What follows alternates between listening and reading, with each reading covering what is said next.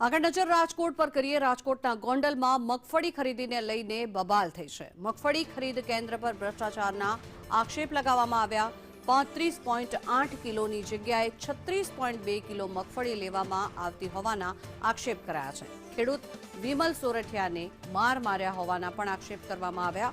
બિલિયાળાના સરપંચના માણસોએ માર્યા હોવાનો આરોપ મૂકવામાં આવ્યો છે। ગણેશ જાડેજાના નામે સરપંચ ધમકી આપતો હોવાના પણ આક્ષેપ કરાયા।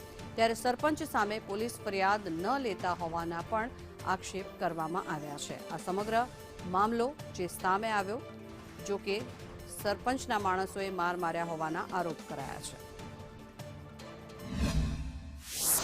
બલિયાળા મંડળીના જે કાર્યકર્તાઓ હતા એને બિલિયાળા મંડળીના પ્રમુખ એટલે કે લાલાભાઈ બિલિયાળાના સરપંચ છે અને રાજકુમાર જાટ કેસની અંદર જે સહ આરોપી છે એ લાલાભાઈના કહેવા પ્રમાણે, કારણ કે એના ફોન ચાલુ હતા, મને પણ ફોન આવ્યા, મને પણ ધમકાવવામાં આવી હતી, એના ફોન ચાલુ હતા અને આ ભાઈને ધમકી આપવામાં આવી કે અહીંયા ગણેશ રાજ ચાલે છે, લાલા રાજ ચાલે છે, એની પરમિશન વગર અહીંયા કાંઈ નહીં થાય એમ કરી એને અપહરણ કર્યું, એનો મોબાઈલ જૂટવી લીધો, એની ગાડીની ચાવી જૂટવી લીધી અને એને મારવામાં આવ્યો, ઢોર મારવામાં આવ્યો એને અને એના કાકાને। તો નીચે આવીને મને એમ કહે છે કે તમારે આમાંથી ગણેશનું ને લાલાનું નામ કાઢવું પડશે, બરાબર।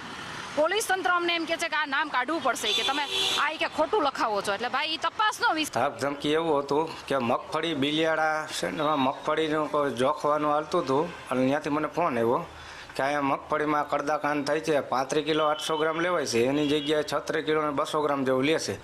એટલે હું ત્યાં ગયો એટલે મેં તોલમાં જોયું, મારવામાં એ હતા ત્યાં 7-8 જણા હતા કુલ, એમાં મારવામાં એટલે એમ કહેતા હતા લાલા તું મારને, ભાઈ હરદેવ તું મારને, બીજો નાગરાજ, આ બધા મારવામાં હતા ને પછી પાછળથી 3-4 જણા મારવામાં હતા, મને પાડી દીધો હતો। એટલે